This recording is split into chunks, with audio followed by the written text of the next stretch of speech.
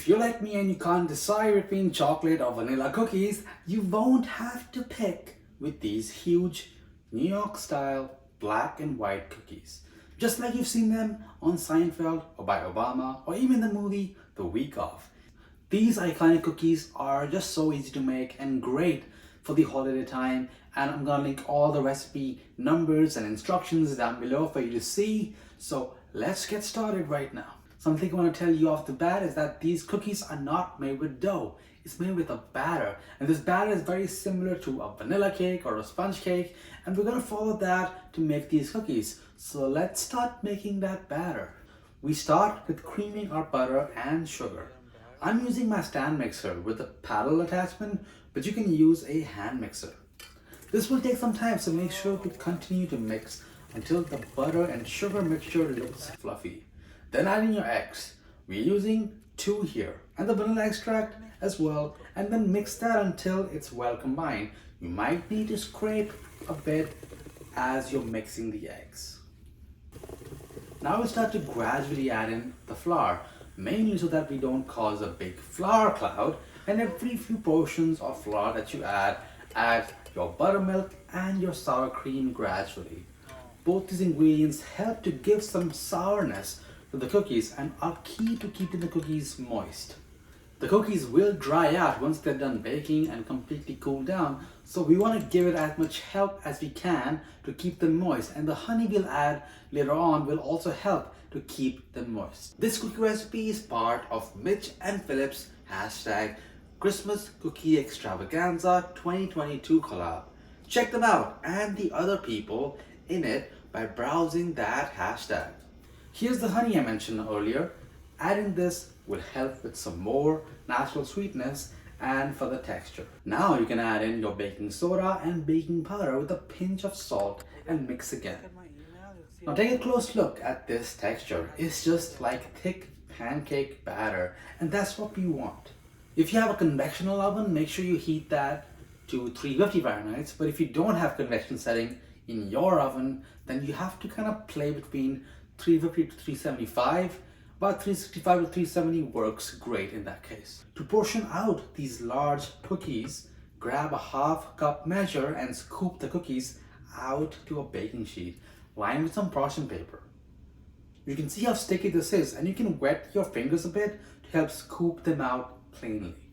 While technically you could use a piping bag, the mess that makes and the time that it takes to set that up is not worth the hassle for me. Also, be sure to leave plenty of space between those portions as they will expand quite a bit. I personally saw these cookies in the movie The Week Off with Adam Sandler and Chris Rock, and when I saw them, I'm like, I have to have this. They just looked so cool. But apparently it's also been popularized by Seinfeld, which is also another great comedy, and just everywhere in New York. And there are bakeries that are like decades old that sell the best versions. I would love to try that one day. Now, since we use a scoop and a spoon to help portion out our cookies, to help shape them more, wet your hands a bit and then just pat the dough lightly so that it's smooth on the top and the sides. We'll now bake these for about 17 to 22 minutes, or until the top is very lightly brown and has a slight spring back. The bottom should be completely golden brown. And while that happens, I want you to tell me what are your favorite cookies. And if you've had these large cookies, how many did you have? It's a safe space down there. Let me know down below. Now once the cookies are done baking, take them out and let them cool down over a wire rack as you prepare the icing. Remember, the bottoms are the tops, and we'll be icing the bottoms because that's going to help us get more even and flat finish compared to the curved edge. The icing is just some icing sugar, vanilla extract, water, and corn syrup. My camera unfortunately went out as I added the vanilla, but it's in there. Why are we using corn syrup in this recipe?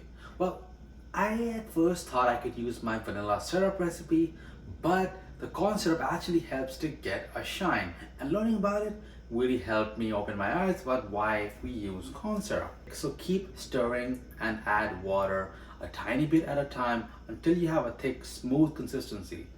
It might be a bit of stirring and effort, but it's better to be sure you need more water before adding than to just adjust by balancing out with more sugar later on and on and on. If you do see any lumps, just set the icing aside for a few minutes and then just mix again. It should all just melt.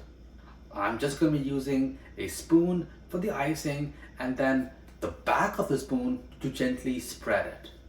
Imagine a straight line down the middle and frost one half of the cookie with your white frosting. You can use an icing spatula as well if you have that handy, but I was able to get a pretty good finish with just the spoon. Transfer half of the white icing into a separate bowl or in the same bowl. It doesn't really matter because you're done with the white part.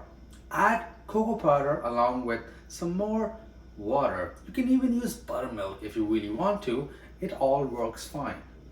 Dutch processed cocoa works best here to really get that nice natural dark color.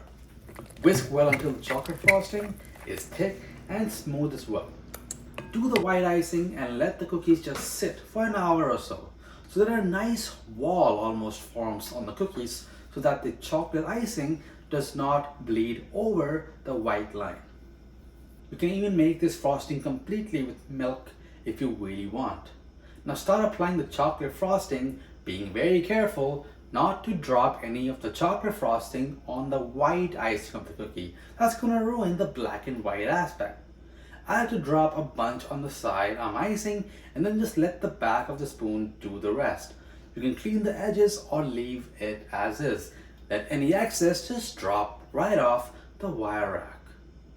You want to let that frosting set for an hour or so at the minimum, and after that, go ahead and attack. Subscribe to the channel to see your favorite dishes made at home. And if you enjoyed these black and white cookies and want more huge New York style cookies, then you're gonna love my New York style stuffed cookie guide plus all the variations that I've made. Bye all.